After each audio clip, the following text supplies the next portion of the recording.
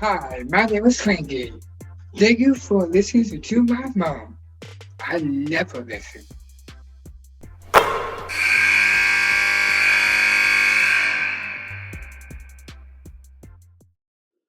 Dana, I'm all, and I know you are too, especially those that can really shoot it.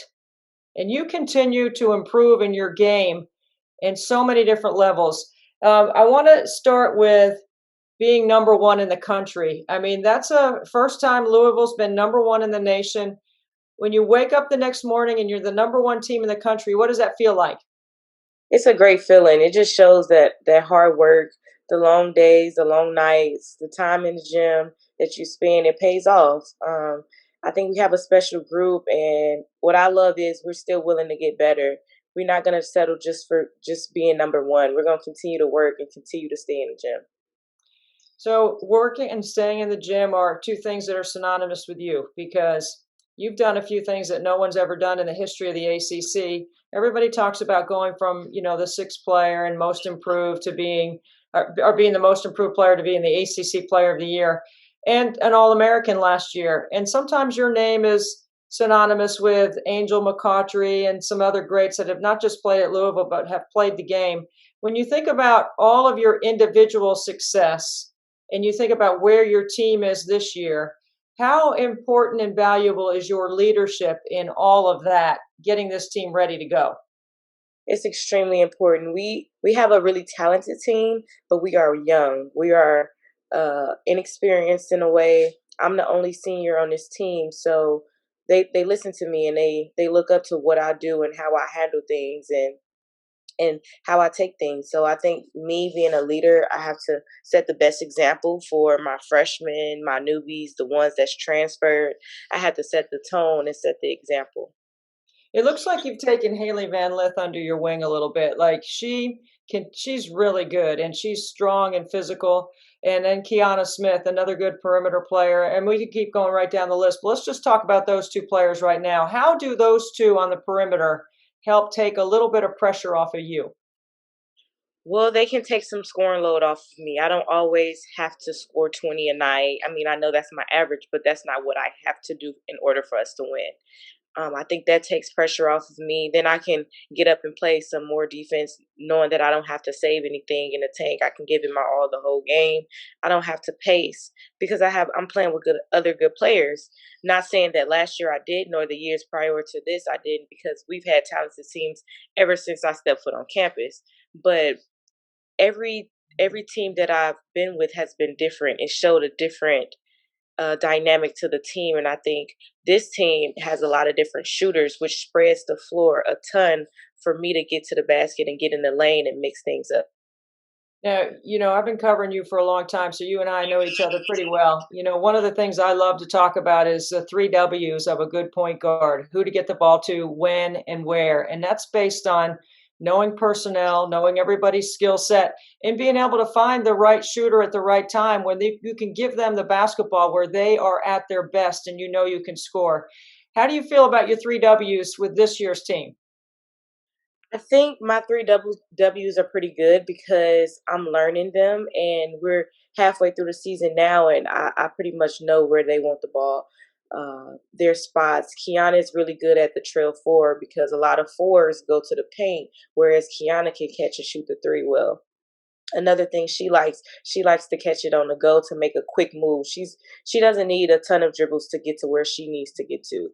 She's quick with that, whether that's a step back and then push through to do an easy layup, and she loves the floater game. With Haley, she loves spot threes. That's something that she's good at. When I get in the lane, her man sink in. It's just an easy kick to her in the corners, wing, or wherever. And she likes to catch the ball on the go too. She's a physical guard. She loves contact. So getting her the ball at the elbow and letting her rip and drive and get to the line and finish is something that she loves to do.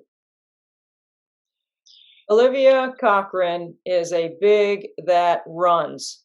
Now, I always talk about players that run the floor like that. I wish we statted it. Like if we didn't just have to put points and rebounds up on the board where people can see, if they put up like the screen assist or the rim runs or For other sure. things that are so making the extra pass that leads to the pass, like seeing the floor, creating space. How fun is it to play with Elizabeth Dixon and Olivia Cochran that absolutely sprint every time? What does that do for you as a point guard? It helps me. It helps me get my team going. It even put helps me to push the ball even more down the court. And I think Olivia Cochran is a freshman that I don't think gets enough credit for what she do because she's so talented and she brings so much to this team. But she's been a great addition. I think she has really good hands. She can catch any pass you throw to her. Now her next growth moment is just making quick moves, not always having to put the ball on the floor in the post because they're digging in and they're pinching. So that's her next step to be even better. But I think what impresses me the most with Olivia Cochran is the way that she sees the floor as a post player. Sometimes when she gets double, she make drag passes, and that's that's pretty good for a freshman. Elizabeth Dixon, I would say she's definitely improved so much from last year. Her hands has gotten so much better. Her finishes around the rim, whether that's a left hook or right hook, finishing with contact. I just feel like she's just more confident this year. She's playing really well. She had a double double in our game Sunday, and I want to say she played about 16 to 20 minutes, which is that's really impressive. And she's grown a lot, and she still is in the gym and still getting better. She's not letting that determine what she do next. She's going to get it. She's going after it.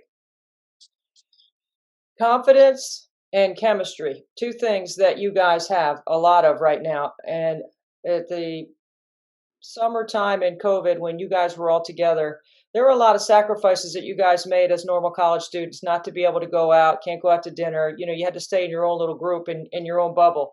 Having that many women together for that long of a period of a time could be challenging for some teams, but not for you guys. Why? Because we all want to be in the gym. We all are gym rats and we all want to get better. This is a group where coach does not have to tell us get in the gym and get extra shots. I think it started with me setting the tone, and then I would just see everybody getting in the gym, everybody coming in on off days, everybody getting extra work after practice or even before. And that just makes me happy because it's letting me know that we're not settling. We're going to continue to get in the gym. We're going to stay in the gym. We're going to watch film with our coaches after every game. We're going to watch the games. We're going to study our scouts. And we've just been dialed in. We've just been focused. You guys, I don't want to bring up a negative here, but I do think about it because I think there's a point of growth for you that sometimes players look back and point at certain moments and things that happen. Last year in the ACC tournament, you guys didn't close out the game the way you would have wanted to. This year, you are closing out games. You've had some close games. You've had some that haven't been close. Where do you think your confidence level is at the end of a game? Is it like that Virginia Tech finish, the way Jeff has always pointed to, the couple of defensive plays you made, the couple of passes that you made, a couple of buckets you made? Or where are you at the end of a game? Like, do you relish the opportunity to be that closer and want the ball in your hands? Yes, I cherish those moments. Those are the moments that I live for because it just goes back to the time in the gym. This is what I do, and it's not a surprise to me anymore when I'm able to close a game out like that because that's why I do. That's why I play this game. And I would say for me, what has helped me a lot is just don't panic. I think I've learned to just take some deep breaths and just go with the moment and not overthink it. Last year I was overthinking. I was kind of I was pressing. This year I don't have to press. I can get people the ball to score it, not just depending on myself. I think that's where I have grown as a point guard as well. Learning the game, seeing the game before it happens, and watching film. That's something that I've done a lot. I've watched a ton of film just to understand when, where, who to get the ball to, like you say all the time. Dana, what is something that you use as motivation? Is there a past experience? Is it a person? Is it your work ethic? Where does that intrinsic desire to compete that you have and that high level that you play with come from? That's my favorite question. I would say the doubters, for one, the naysayers, the people that said in high school, she's too small, she'll never make it at the Division 1 level, or she can't shoot, she just drives by everybody, she's just so fast. Oh, well, then I shot 40% from the three. Oh, she don't have a left hand. That's all I did this summer was work on different finishes with my left hand. Um, she's just gonna bully her way through the lane. She's not gonna make that pass. I'm trying to jump my assists up to about 6 a game. Um, is she really a point guard? Does she get everybody involved, or is she just a scorer? And that's where I'm starting to learn to pick people apart with my passes and not just my scoring, using my speed in different ways where it's not just to score, it's to set people up. Um, People saying something if somebody say that I cannot do something, I write it down and I make sure I do it. And I keep doing it and I keep doing it and I perfect it. I keep getting better. I'm a perfectionist. I will never just settle for this or that. I feel like it's always something that I can improve on or my team can improve on. So using what people say about me as motivation and proving people wrong, that's something that I just take pride in. I love it. I've been doing it since I was young, and when somebody say I can't win something or I can't do something, it's just when I prove them wrong, and it just makes me feel good. That is my favorite answer. I love that. I love that you don't always feel like you have to prove something, but you do use it as motivation because you want to improve and you want to be the best you can be. That's why you're Yes. such a good leader for this team at this particular time and why you're number one in the country. When met you as a freshman, we would not have been able to have this conversation because your growth wouldn't have been where it is as maturity as a young woman, but also your maturity as a basketball player. What would you attribute all of that to in your experience at Louisville and why you're ready? Now, I don't want to talk about the pros because you got a lot of basketball in front of you, but why you would be ready to be a professional player. My mental has went from another level. Coming in as a freshman, I was a 18-year-old. I didn't know nothing. I was just here to play ball. Um, but growing as a person and learning from everybody, like when I talk to people, whether that's Nick, Lamont, I listen to what they say. I ask questions. I'm always willing to get better at something, whether that's on the court or off the court or knowledge. I would say as a leader, I've grown because I've stepped out of my comfort zone as being a loner, being by myself, doing everything by myself. But now I'm learning to bring people in with me and learn more about people. So then that carries on to the court. As a leader, I can't just know what she likes to do on the court. I have to know what she likes to do off the court and learn what she's afraid of or why she don't do that in the game. You got to ask questions. You got to be have uncomfortable conversations. That's another thing that I've grown in because usually I'll just go in my room and not talk to anybody and just talk to my parents. But I've learned that as a leader that you can't be like that. You can't. That's something that I watched in Kobe's interview about Kyrie Irving and when he will take his game to the next level is learning people off the court. That's something that I've been trying to work on as well. But everything else that's come with Louisville, I would say I've just matured in so many different ways. I've matured on the court where my freshman year, if I would have went 2 for 9 or something like that, that could have dictated the rest of my game. And it could have carried over to 2 more games. It could have just screwed with my mind. This year, I can bounce back after a quarter, after 2 possessions. It's next play. Okay, get it back.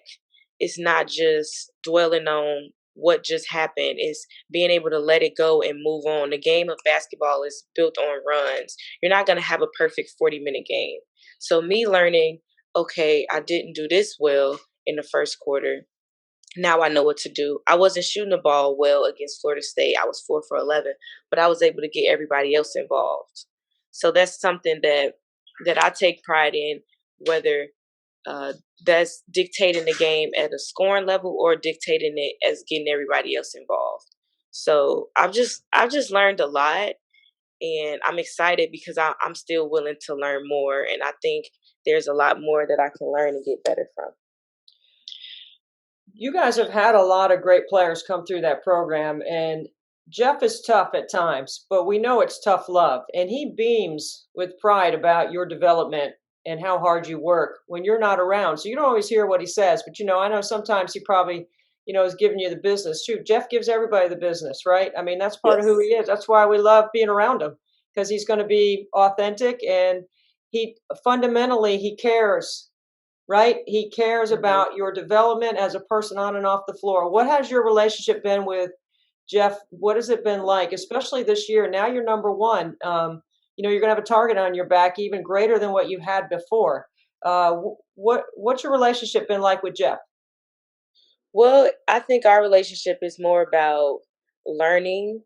He teaches me the game. He sits down with me and he points things out, whether it was good or bad, and he's always honest, regardless of if you want to hear it or not. He's gonna tell you the truth. Um, Isn't that what and you I want, was though? Wouldn't you rather him tell you exactly so that you can have that growth mindset?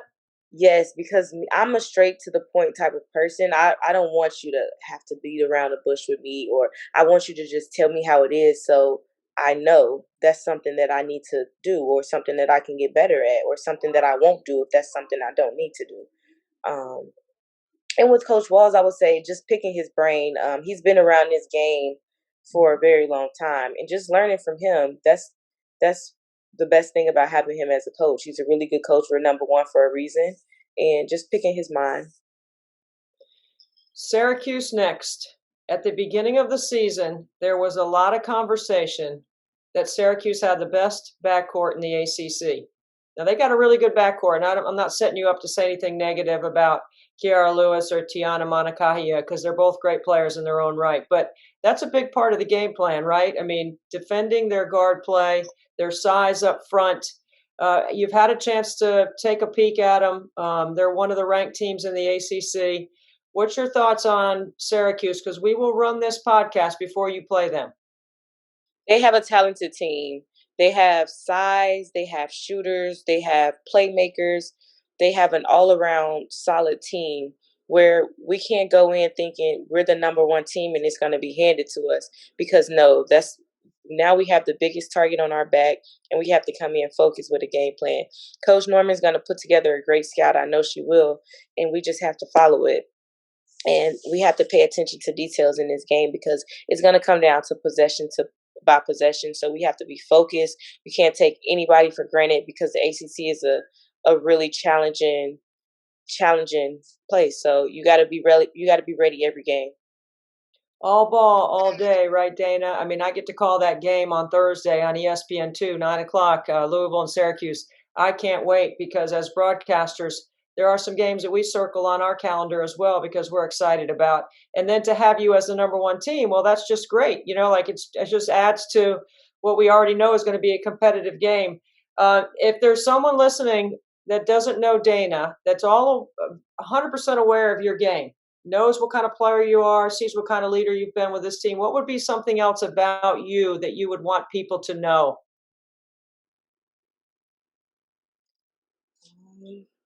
I would just want people to know that I'm a competitor and I'm willing to do anything for my team to stay number one and to win a championship. That's the reason I came back to school, and that's what I want done.